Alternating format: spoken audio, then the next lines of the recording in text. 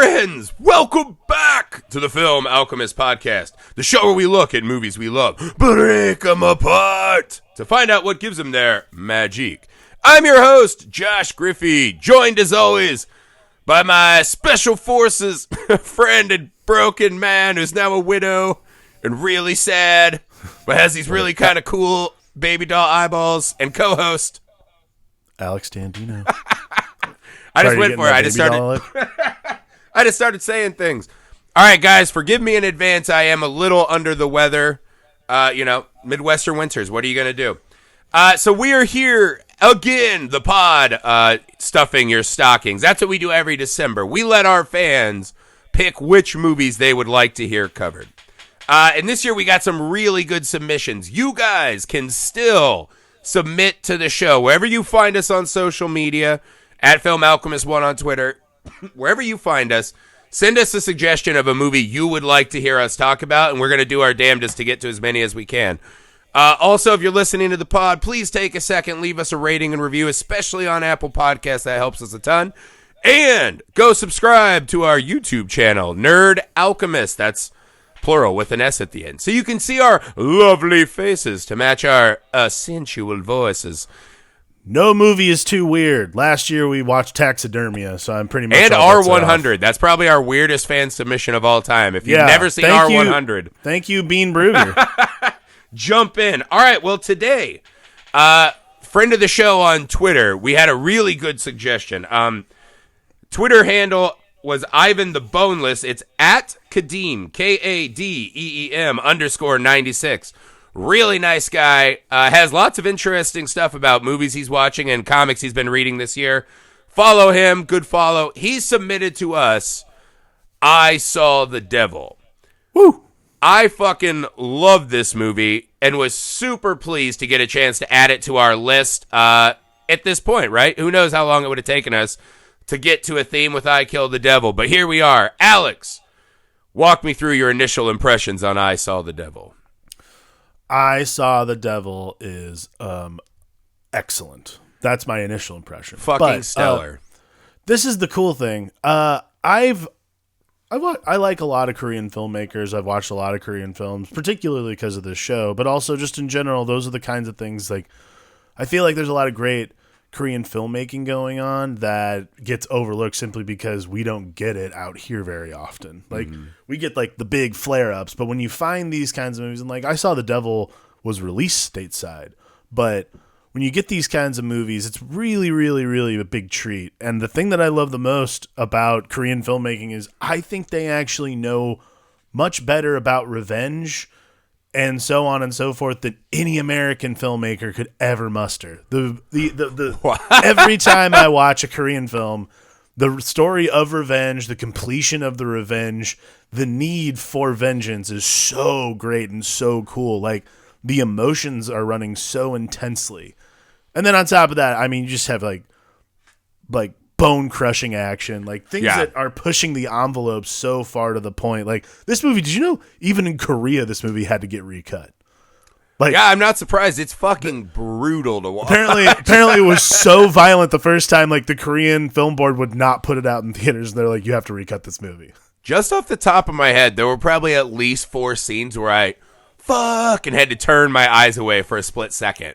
Oh, absolutely. 1,000%. Yeah. No, when I don't know if I agree that no American can ever muster revenge properly, but what I do like the way... I didn't say properly, I said they do it way better. There is something magical about the way Korean revenge, it kind of, you sit and stew a little more. I feel like some of our revenge is a little, kind of buff action guy. I believe the word you're looking for is John Wick-ish. Yeah, and John Wick's a fucking phenomenal all-time film. It's great. Absolutely. But if I'm being 100% honest, I don't feel a lot when I'm watching that other than, damn, that's cool. And we get a lot of those over here. We do have really good revenge films as well, right? We do, absolutely. And this one, again, way on the top of the heap of any revenge movie ever. So, not the measure. I mean, it is kind of a measuring stick. The way I look at this movie, to me, right, I think this movie is a really good condensed kind of version of Old Boy without some of the surreal aspects, right? Even having seen Old Boy multiple times in my life, the whole plot, right, and the kind of plan, as it were, in that movie is still hard to get my head around at times, right? Phenomenal. It kind of plays like this revenge fairy tale. This movie, on the other hand, is so straightforward and fucking brutal. And the thing about this movie that is truly astounding to me is that they always find a way to drag me, the viewer, lower.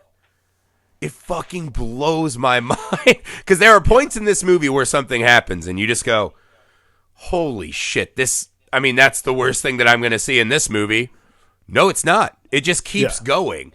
And I love the way this film becomes a really interesting kind of Frankenstein allegory too, right? Where once something like this happens, right, the movie spends a lot of time discussing how people become these monsters. And I think that is where a lot of the magic happens. How so? So speak on that. Right. So other than just, there are movies where we just pop in, right? And let's say you have something like Friday the 13th, right? Right. This guy is just a monster. He's a murderer, right? We do like he was drowned in a lake when he was a kid. All right. You did like the basic, you wrote like an elevator pitch of like what his madness is, right? But essentially he's a killer. Michael Myers, he's just a supernatural killer. John Wick was just an assassin. This movie takes some time. And not only do we spend time with our main character, right? Watching his descent. He's a moral, upstanding member of society. He contributes. He's part of a family. He's starting his own life and venture. Watching his descent to madness is fucking staggeringly devastating, right? As you're just watching this man get taken apart. And the movie spends so much time pausing with him every time we watch another little bit of his humanity get hacked apart. Where all of a sudden we're watching this kind of come full circle. And they do a great job of mixing him with the other killers we see in the movie. And through their dialogue, you start to get a little hint of who they were before they became monstrous. Right. So one of the things I noted, right, this kind of has a serial killer vibe too, right, with Cole. In American movies and TV about serial killers, I feel like we focus a lot more on the sexual deviance. You know what I mean? Like this is kind of a power thing, or mom traumatized us sexually, whatever. This one focuses a lot more on people who feel marginalized and overlooked and powerless, lashing out at the system in the most grotesque ways they can. And so I think by taking away that, it's just a sexual default genetically, it has to spend more time showing us how these monsters are built and not born. And I think that's a really cool headspace to dive into with this one. It is. I think, you're definitely on to something. I think a lot of it has to do, culturally, it's just very different. I think the reason we focus so much on sexual deviance and sexual crime and that kind of stuff in American films, particularly in this regard, like this sort of storytelling, is because we're from a puritanical society, so sex is still very shocking to all of us. Yeah, for sure. And also, that might be closer to the true psychology. But this is filmmaking. You can go whichever way you want.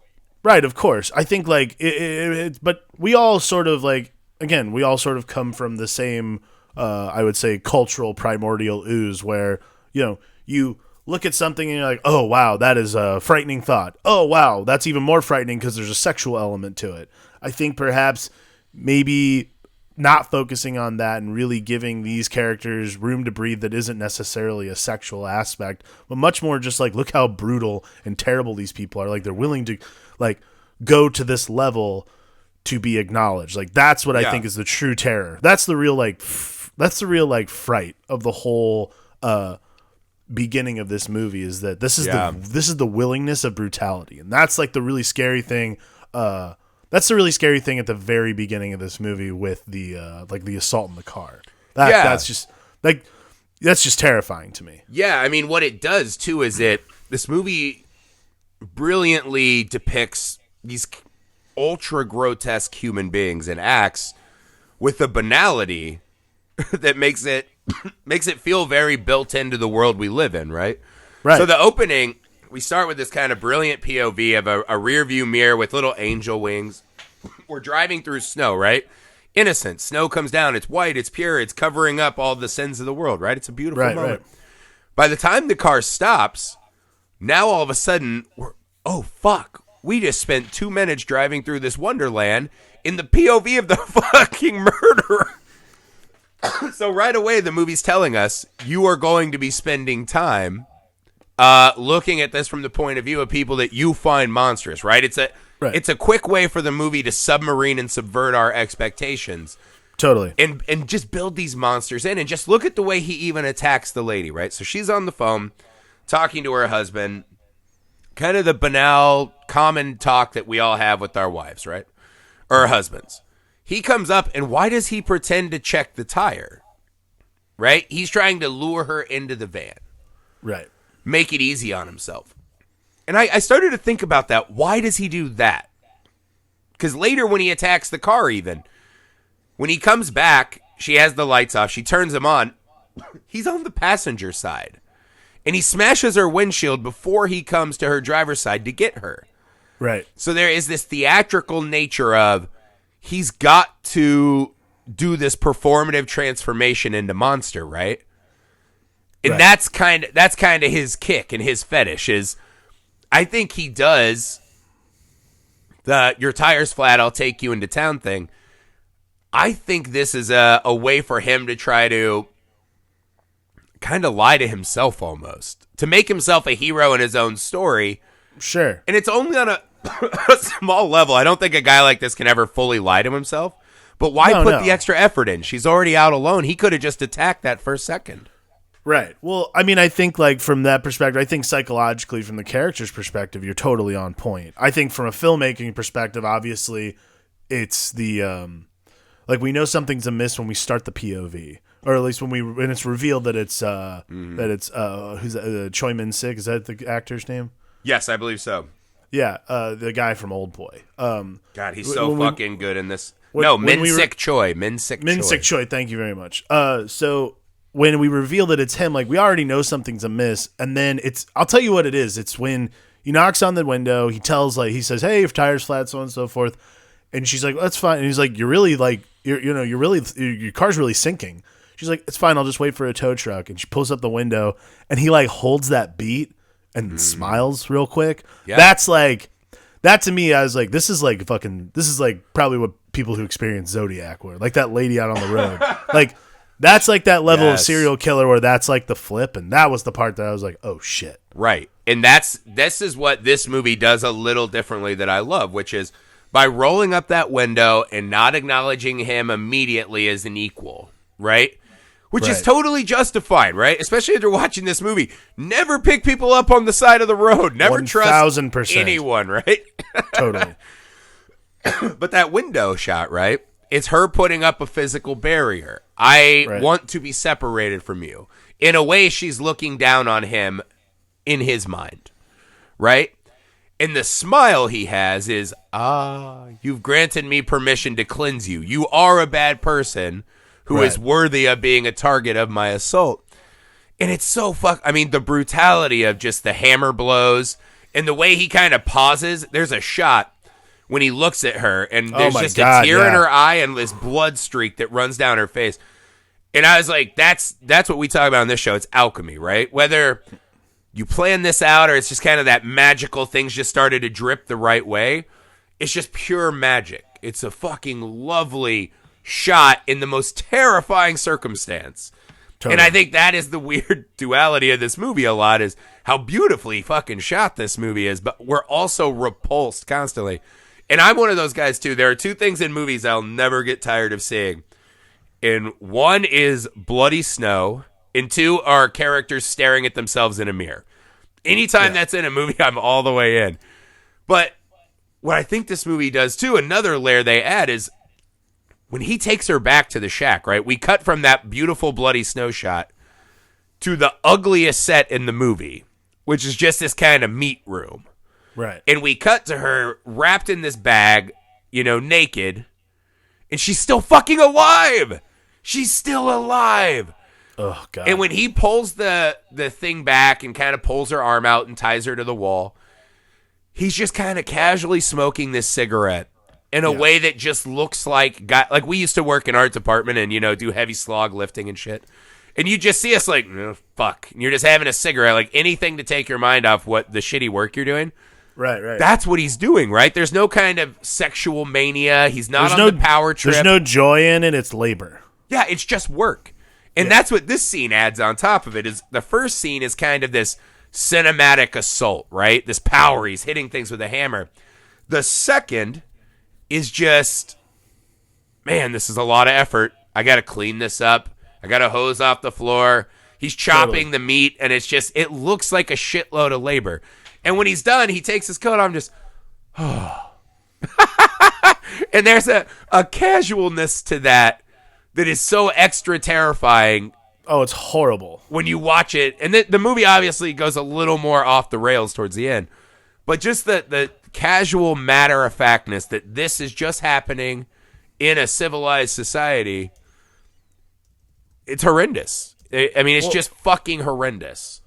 Well, and it's interesting, like, we were talking about this before the show, but, like, the civilized society that we think we see is such a facade as, like, the movie continues on. Right. We're all, like, sitting there. Like, I mean, watching it the other day, like, I was just like, is there anything good happening in Korea right now? Like, everything seems terrible. Yeah. Like, this is awful. Yeah, well, like the thing they pair with it, too, which is really fucked up, is when you see the frenzy of reporters. Yeah. Like, when they find her head, there's this just haunting, ghostly shot of her head floating up in the river. And you see these people with cameras just running towards that fucking head. Right. And again, that's another moment for us, the audience, to be like, oh, God, that's us right now. Like, we're here for the fucking show, the same as they are. And you just watch this man, this her father, her husband, sitting there, and their worlds are falling apart, right? And just the sadness hitting them. Yeah. And just watching that fucking feeding. No one's running to them to console them or comfort them or make it better. They're just here to take their the last piece that she has to be taken from her. Yeah. And it's matching the horrendous act we saw of a monster with this act that we all kind of take for granted, right? Just this horrific news cycle, murder and tragedy sells. And just showing us, man, there's just the roots of this shit everywhere. Yeah, it's totally. Really, it's rough, man. It's the problem with this movie is that, and you could say the movie's release valve, right? It's one of those movies. It's not Manchester by the Sea levels of just fucking merciless depression. No. Because at least this guy gets some fucking arm snaps and beatdowns. Right. But I would argue not enough. Like, it's a really hard movie to sit in because it constantly just makes you... This is something else that happens constantly in the movie is every time Cole is out and about. Yeah. He just is such a terrifying character that he turns in. It's so fucking scary to watch him be in any space with any character. Right? Because there's almost no scene with him where he's not sitting in a space with a character and you're like, you're terrified someone's about to get murdered. Oh, yeah. That's the thing that's this weird, like, sense of dread that happened the entire movie. Like, anytime we were with the secret agent, the fiance, I knew something was going to happen, but he would be the only one in control of it. I think that was, like, the crazy thing. Whenever Cole was the one who was sort of, like, going through this, I assumed everyone in the room was going to die at some point. Yeah, like, right. There was just, like that scene in the cab, like I was just like, like it just happened so quickly, and you're like, dude, like that was the scene where I was just like, I don't think anyone in this movie is a good person. Like everyone in this movie is awful. Well, I mean, there's just scenes like he just picks that lady up at night, right? Yeah. Get in the van, and then he just stops and he just kind of does that. Are you fucking with me? You think you're better? And just brains her with a fucking pipe. Yeah, yeah. Grotesque. We cut to a guillotine. The next time we see him around human beings, he's at a school picking up a van full of children. It's fucking insane. It's horrendous. And he becomes more and more unsettled as the movie progresses to where now you're even more. It's ramping up our own fear, right? Yeah. As Cole becomes less in control of his scenario, we know that he's looking to right the ship, right? He's gonna right this scale, and Right. it just leads to scenes that are absolutely unbearable. And the fact that we're watching this guy as he's being taken apart, right? He is just getting his fucking ass beat constantly. Yeah. We still are always afraid of this man. A man with a broken arm and a cut Achilles, whatever. He's still just the way he looks at other people, and he still keeps fighting back. He is this he's like terrifying force. Yeah, I mean it's very similar to how we treat serial killers in like it's very similar to like a Michael Myers thing. The difference is this one guy can talk and taunt people. Yeah. But like literally he gets his Achilles tendon cut, I think his arm broken, like all this horrible shit happens to him. He has to end up pooping out a tracking device, like which by the way might be one of my favorite scenes in a movie at this point, is just watching someone root through their own shit. I'm going to mark that as one of my least favorite moments in a movie ever. Gross. And then he immediately shoved it in another dude's mouth. Yeah. Not a fan. Not okay. But this guy just goes, man, the whole time. To the bitter end, by the way. Like, the absolute bitter end, he's like, I'm going to survive this. That's like... And I was trying to figure out the psychology of that. Like, that I think was like the kind of the craziest things. Like the second to final scene, like the last scene between the two of them, when he's caught, like we're dead to rights. Like there's nothing left.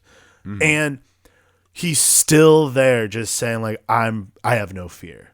I'm not worried about this at all. Like, well, you're missing the most important part of that scene, right? Which is at the start of the scene when he gets the cigarette put out on his eyes and the screwdriver through his cheek.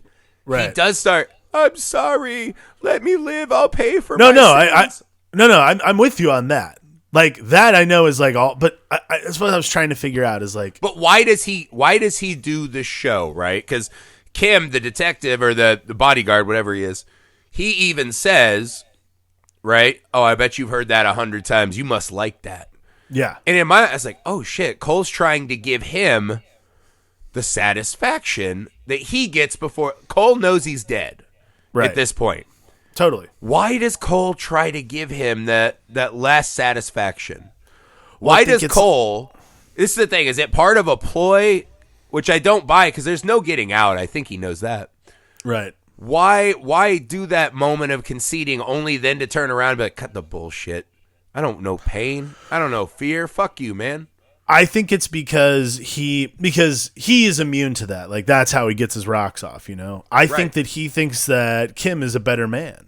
I think that's what's happening is, like, he thinks he can get Kim to let him go because he thinks Kim's a better man. And what is great about that scene when he, like, cuts the bullshit and says, I have no fear, I have no pain, you have nothing. What's great is, like, they get on the same level and Kim literally, without even saying it, looks him dead in the eyes and just... Again, the look on his face is, I'm not a better man. You're done. Like, we're finished.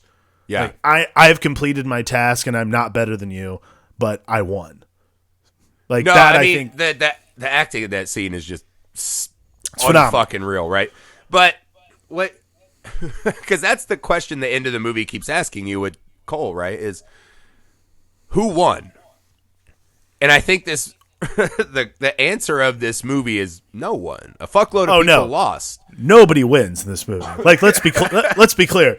Between that scene, one guy dies quickly. The other one will die slowly over many years. Yeah, I mean, well, there is this weird kind of like police element that the movie glosses over, which is the police seemingly know exactly who's doing this for a long time. At one point, even have him in custody, or he's in the house at the crime. They know that this is partly his fault. They just let him go, and then he, does the Tokyo drift or the Korean drift right into the. I'm gonna drag that scene. I love too when he does the Korean drift. Great scene. It grabs Cole. I was like, they cut out the next like 2 minutes of that scene, which is him driving through heavily traffic area with police escort, while presumably Cole and him are fighting, kind of driving, hanging out the door. I was like, I wanted to see how that one played out. I also love the hard cut to there to him tied up like that's an. I also love the start of that scene when he gets out of the car. Cole gets out of the car and just puts the cigarette in his mouth. Again, the cigarette is such a great like cue of like he doesn't give a shit. Like there's no care. Yeah, it's pretty awesome.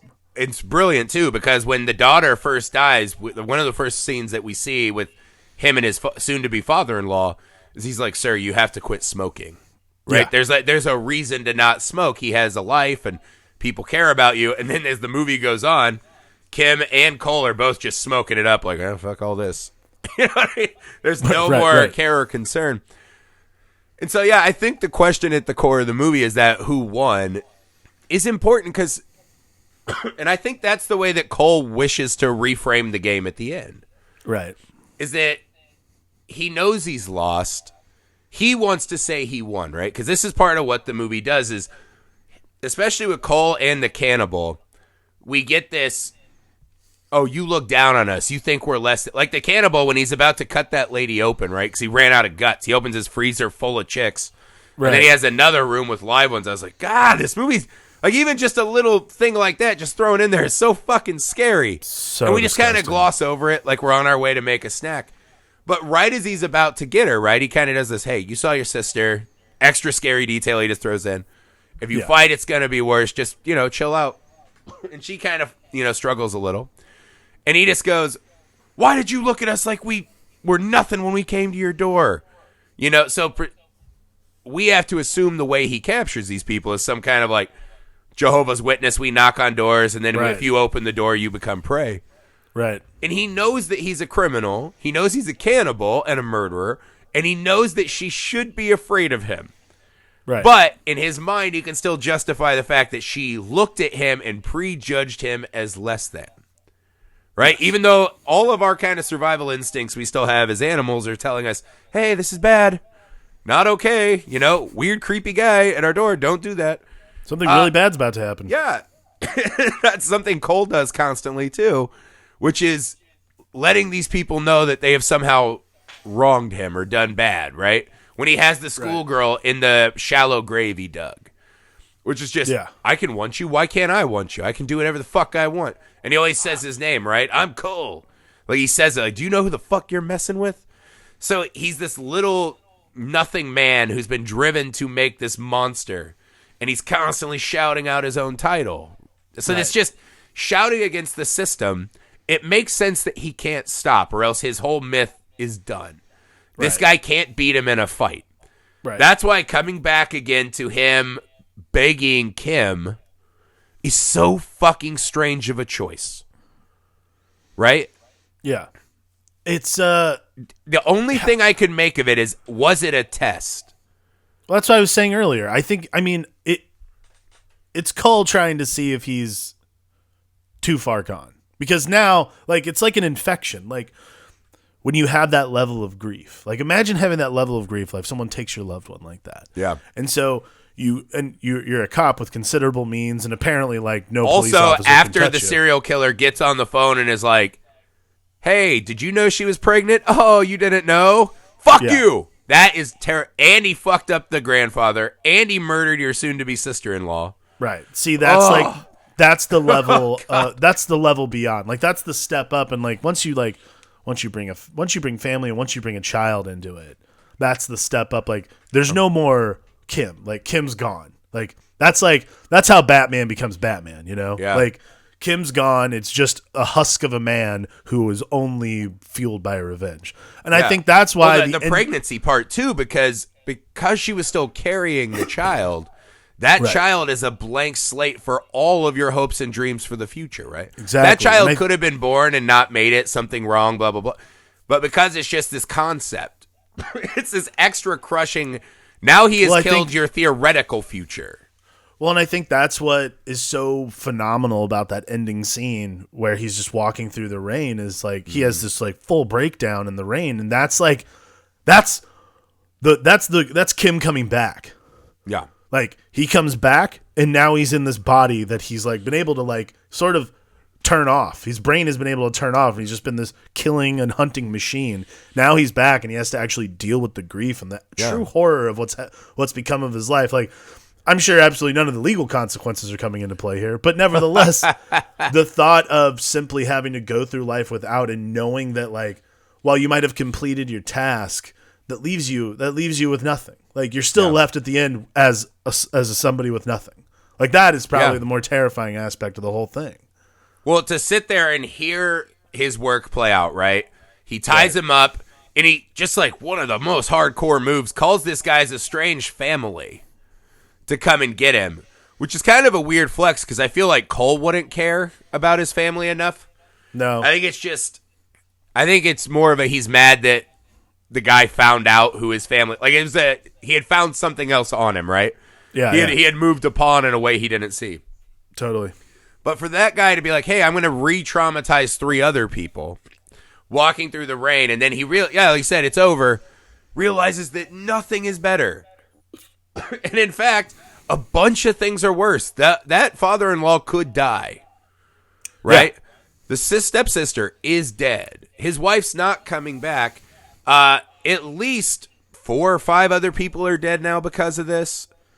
So, I mean, like, here's a great example, right? The kind of gray area of this movie happens when, because when the guy wakes up in the grave, too, when Cole wakes up in the grave, it's with a fucking envelope full of money. Yeah. Yeah. So he's setting this up as gamesmanship. He whoops this dude's ass so easy, has him in a bag, can just kill him. No, lets him up, gives him an envelope of money. The next thing we see is he, gets in a car. The car's full of other murderers who stop for some reason. And this brutal fucking knife fight happens in the car. Cool scene. Makes no sense, right? So Kim finds that and he's like, well, they were already murderers, and they had a dead body in the trunk. Not a huge deal. I don't have to feel that bad about that, right? In a way, by letting Cole survive, he took 2 other scumbags out of the world. He's a good guy, right? When he goes to the doctor's office, we can presume that he kills the doctor after he gets his arm fixed. And then he takes it as the nurse is looking down on him, right? He's not enough for her. This creepy, disgusting old man hitting on her. Tricks her into coming to the back. And then just like a fucking monster is like, strip. He's traumatizing this girl and has killed a doctor who does good in the world. That is specifically Kim's fault. Yeah. Now, I was going to ask you, do you agree with me that is Kim's fault, right? Or not necessarily? Because the police still haven't caught Cole. So is it all the way his fault? What are the ethics of that to you? I mean, I guess it's not all the way his fault, but... I mean, he has a chance to stop bad things and doesn't because he wants to play a game. I think that's the separation. I mean, I think that there's a lot of... how would you say this? The moral gray area is pretty intense. I would put it that way. Yeah. Like, I think it's not that it's fully his fault. He's not the one, like, it's like the person, like, it's like someone who shoots somebody, like the person who sells the gun isn't the person who did it, but maybe he's a little responsible. Well, that's obviously a Second Amendment thing, and I don't want to get into that, but you know what I'm saying? Like it's like guilty. It's like guilty by almost omission. I'm not really sure how to put it. It's strange because you could make the argument that if he stays home, Cole's going to keep committing all these crimes, so not that big of a deal. But you could also make the argument that he has in his hands the exact evidence and way to end it right now, right? And this is the other fun thing the movie does is it questions the greater concept of justice, period. Right. Right? And then even after he traumatizes that nurse, right? Take your clothes off, whatever. Kim walks in, whoops his ass, cuts his Achilles, which was one of those I was like, I can't do that. Achilles cuts and eyeball stuff in movies I can't do. Ugh. He makes the nurse fix this fucking guy. Yeah. Makes the nurse fix him. So that is Kim kind of abusing her again to me. Yeah. Right? He doesn't ask her or let her decide. He fucking said, you have to mend him. You can't go anywhere. That is one of those first steps. It's, once you take the first step towards the dark side forever, does it dominate your path fucking moments. Right, yeah. And it culminates in the cannibals, right? When you hear him talk, and the cannibal has that fantastic line where he's like, oh, he's one of our kind. He's enjoying the hunt now, right? This is a catch and release game to him. Right. And I think it's one of those scenes that's really cool because it's one of the times where his plan's not going super well, Kim. Yeah. But he doesn't stop or change his methods, right? He's still committed to this game. And I think Kim, for the first time, has to kind of accept that he is in that regard. Right? And by the end of the movie, I think he's all the way gone. Oh, he's absolutely. So here's the question. Is he enjoying this, or is this just his way to get around it? Because I actually think Kim is enjoying it, if I'm honest. I think he might be one of their kind. I think he's one of their kind, but I also think that he doesn't. No, I don't see it as pleasure at all. Like, to me, it's we talked about this with Cole. It's work. Like, I think that's like the thing that, like, to me, it's work. Like, it's double duty. I'm a police officer. I'm a secret agent I'm a national intelligence agent. So right. I have a duty, like, from the government to chase down bad guys. Right. And then on a personal level, I have the duty to honor my family and seek vengeance where I see fit. So, like, I don't, but, like, that's the thing is, like, he's bound by blood. So bound by a certain honor to actually, like, finish the task at hand. I think it's a labor of love in some ways, but I don't think he's enjoying it at all. See, I feel like the movie's trying to tell me that he is, right? With him whispering in the ear, your nightmare's just beginning. This kind of, because the nature of revenge is different for all of us, right? And I think what the movie tells us by the end is he didn't really get revenge, right? What he lost and what other people lost is more than what Cole lost. Cole was already a broken version of a man, right? Who had nothing to live for and was just trying to hurt as many people as he can, right? There's that really cool kind of glossed over moment where him and the Cannibal talked about how they met in this militia group and they were going to destroy the world together. And that kind of tells you where these guys were. Yeah. Which is, they're just trying to hurt others because they feel stepped over. So you can't really take revenge on a man like that. And when he has him in that barn and he's smashing his head open, when he has that rock over his head, he could just smash him. Right. Right? And even when he doesn't smash him, he could break every bone in his fucking body, wake him up, burn his nuts off, all of these things. But, it's not going to ever be perfect revenge. So I think he knows that really early on. In fact, I think he learns it when he fucks those first two dudes up. He literally chokes a guy with the cord, whips him with the cord to embarrass him, and then fucking breaks his nuts and dick with a wrench. Yeah. No, and then he learns specifically that that's not the guy. So there's already a moment for him to pause and be like, wow, this is wrong. Like, I've been wrong twice. Sure. And he doesn't. And he doesn't. But because it's a mission of revenge. Like, even if he's wrong, like, I agree. Like, I agree with you 100% that he absolutely is one of these men. Like, he's no different than Cull.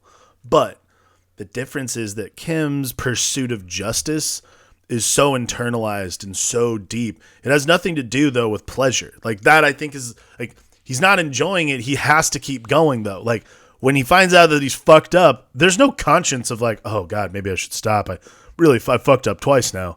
Like, the difference is, all right, I'll just keep going. Like, I'll find this guy eventually. Like, that is, like, the pursuit. Like, it doesn't matter. The movie also masks it in that these guys have already committed crimes. Sure, but I mean, so it's like, a way for him to try to gloss over the reality of what he's doing. It's like this convenient, it's this convenient moral high ground that Kim might have, but really he doesn't at all. But that is like that's how they keep explaining away, like, him not being, like, just arrested and thrown in the pokey, because, like, he obviously is just, like, he's obviously a fucking psychopath. But they justify it by saying, oh, well, these guys were bad anyways, so I guess he's doing some good. Like, it's one of those things where it's like fucking Man on Fire. Like, it's almost the exact same. It's like, you know what, just stay out of his way. He'll get more done in a weekend than you'll get done in a lifetime. Like, but that's a classic justice idea, right? Where we're all sitting there, why is it slow and hard, right? This guy killed someone. I think we all deal with this, right? Like, I do it all the time when I see, like, really bad drivers on the highway. Right. And I have my kids in the back, and they're whipping around. It's always guys in piece of shit cars, right? Right. And you're just like, it makes me mad that guy will just keep driving forever and be fine. But yet someday, some decent driver, whatever, they're going to get hit by someone like him and suffer the consequences. Totally. And I'm always in my brain like, why can't there be karma? Why can't I see his tire explode right now? And he doesn't die, but like his little fucking hoopty runs off the roadway. And it's like, it's just, that's not how life works, man. You know? And I think, again, this movie does a great job of illustrating that this is just kind of like our world in general. We like to think of it as time is flowing, new people, new ideas. Maybe we're just kind of a stagnant cesspool at this point. Right. I mean, granted, every time we stop anywhere in this movie, there's just murderers and dead bodies everywhere. So maybe it's just this neighborhood. But, and that's the other thing, too, is at what cost does his justice come? I mean, there's a lot of those ideas you have to grapple with. And I think that's what makes that final image so beautiful, right? As the opening scene is us driving through a snowstorm in the POV of a killer, right, who's kind of on the hunt. The final shot is him walking towards us without any kind of masking whose lens we're looking at, and just watching this man realize that none of it mattered. Yeah, like I think that's none of it mattered. That's like the lesson of the movie at large, is that it's the futility of vengeance. Like, and really, this is like something that happens a lot in a lot of these movies. Like in a lot of the great like Korean revenge films, like Park Chan-wook's Vengeance trilogy, like all those movies, like they all end with this sort of futility of vengeance motif. Like none of it really matters. Like there is nothing that like makes you like. But at the end of fucking Old Boy, that dude is like that's broken. He's broken, tongueless. Like he's a waste. Like he's done. Like, well, it's when the fire and fury of revenge burns inside of you. It just turns everything inside of you to ash. Right. I mean, it's that feeling of like when you yell at someone who really didn't deserve it, and then you get done yelling at them like, oh God, why did I do that? I got to go apologize. Like that's like, it's like this, that's what the movie, it's what a lot of like Korean films do so well, is that the futility of vengeance, once the fire quells down, you're like, oh God, like I hate this. Like I have to like now deal with the consequences of my actions. Not like from a legal perspective, but like internally, I'll never be the same person I was simply because like I allowed this hate and this anger and this fire to fill me for a certain amount, for the briefest of moments, thinking it would last my life. Like that, I think is like that's like the true nature of revenge, is that it's never worthwhile. It's never like the feeling. There's never a feeling of doneness. And even if there is, it leaves you with this empty hole, like right in the center, Right. And that's the thing. Every great revenge movie shows us one thing, right? That the person who is broken enough to go down these paths of destruction has nothing left to come back to, right? Their world dies the moment the loved one who dies triggers this bloody massacre, right? Right. And so we all know, we're like, don't do it, guy, just be cool. It's like, hey, man, just go marry your sister. Still have the father-in-law. Like, live it up, man. You'll be all right. Like, you got a good job. You're good looking. You can fucking do karate kicks and shit. You're a good fighter. You have an amazing set of skills. You're good with electronics and surveillance. Like, you're going to be fine, dude. Like, just do that, right? Go live your life. But he doesn't, right?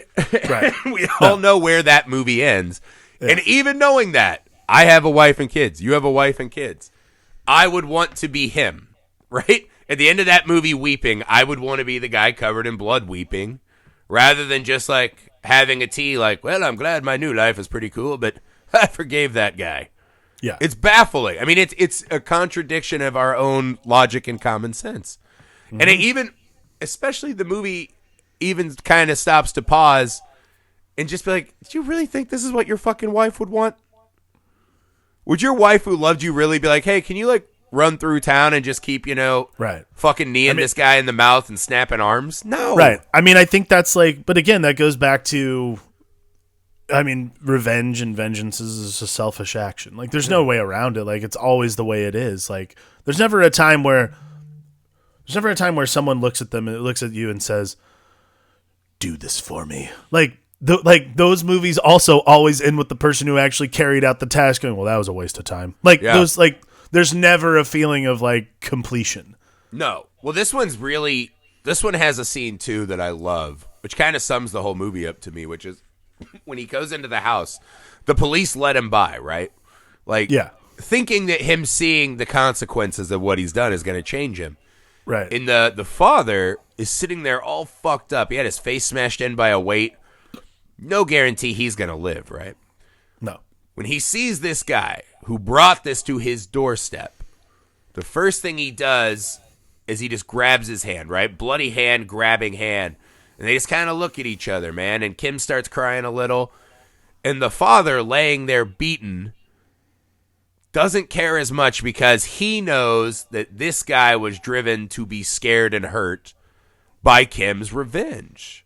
Right. You know, he's complicit in this journey as well, and he doesn't seem to regret where this is gone. Right? It's the opposite of what the policemen outside think that Kim will garner from this. Right. And that's the troubling, puzzling thing is, you know, these characters who go on quest for revenge against the wills probably of the people they're avenging. You know, that's the and what I love is this movie doesn't really stop to say right or wrong, right? And that last line from Cole is great. Is like, do you really think you won? No one wins. There's no winning in these moments, right? When something terrible happens, it just happens. We can't turn back the clock. We can't bring people back. You know, we'll always have an empty hole inside of us. Yeah. You know? That's just how it is. And I like that this movie just kind of sits in there and says, hey, man, ponder.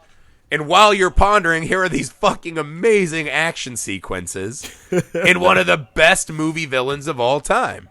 Right? Totally. Yeah, He's absolutely. fucking fantastic in this movie. And, you know, it's beautifully shot. The pacing, the way they pace this movie out and just make, like, honestly, the scene when he's making that nurse undress, I just want to turn it off. It's so bad and so uncomfortable to sit and watch this man commit his fucking crimes. Yeah. This movie is because he takes you there. This movie is impeccably edited. Like, it's unbelievable. Like, I think that ending scene with the guillotine and where Cole's in the guillotine might be one of the best tense edited moments in the movie. Like, you're waiting because it's like, you know what's going to happen. Like, that's like the best part of the whole thing. You know it's going to happen. It's going to happen. There's no way he's getting out of this. There's no, like, and not only that, he's not loud enough. He's not able to say things loud enough to, like, actually, like, the tension is perfect. And then it happens and you're like, oh my God. And then, like, for a split second, you're like, I thought he was maybe going to get out of it. Like, there was just like, it's amazing. Well, because he's holding the ball in his mouth, like, oh, fuck it. But and this is, again, this movie is masterfully crafted in all aspects, right? That scene is a perfect summary of Cole's entire life and journey. Totally. Right? Tied down by things that he can't control, screaming into the void, I'll fucking defeat you. But you all know how that story's going to end. Right. When that scene perfectly mirrors when he's in the van and gets the call from the learning center and he has the van full of girls. Right. And he just goes, shit. He knows how it's going to end. And he's like, I'll fucking take someone with me. Right. It's hauntingly beautiful and shockingly disturbing. You know, all these cliches I can throw out. It's just a masterfully done film. And I love movies that make you, because not only are they just showing me grotesque things, the acting and the storytelling is so crisp that I'm actually doing a lot of brain work while watching this horror show unfold. Right. And that's what separates this one from your average action flick to me. Absolutely. Yeah. I mean, this is like, it's the thinking of, it's the thoughts and the pondering on revenge itself, and like as things transpire, like how far are you willing to take this? Yeah. That really make this movie, really make this story head and shoulders kind of above other revenge stories. Yeah, it's pretty. And cool. At the end of the day, when you watch this, at the end of the day, I'm just doing all the cliches right now. In this film, what we are shown is that you can see the devil everywhere. Yeah. Everywhere you turn, you can see the devil. And the movie kind of tells us you're always, you could always meet him right around the corner, right? Whether it's the media, a killer, sinking into your lesser nature. It's just beautiful, man. There's so much going on. It's so full and vast. And even at 2 hours and 20 minutes, man, it fills those minutes very well. It's amazing. All right, guys, that's it for I Saw the Devil. Ivan the Boneless? The Boned? Kadeem 95. What did I say? I believe boneless. Yeah, let's see. I got it here. Ivan the Boneless, Kadeem _96 on Twitter. Thank you so much for your excellent fucking selection, man. Good pick. Brilliant pick. So good. Great addition to the Film Alchemist library. Guys, still time to get your suggestions in. Find us on any of your social medias, however you get a hold of us. Please go rate and review the podcast on Apple Podcasts, especially find us on YouTube, Nerd Alchemist. That's plural with an S at the end. We'll be back down here. Yeah, we'll be back next time with fan suggestion, Hell or High Water, from my dear friend Marlon Torres. Until then, for the Film Alchemist, I'm Josh Griffey. I'm Alex Dandino. Bye.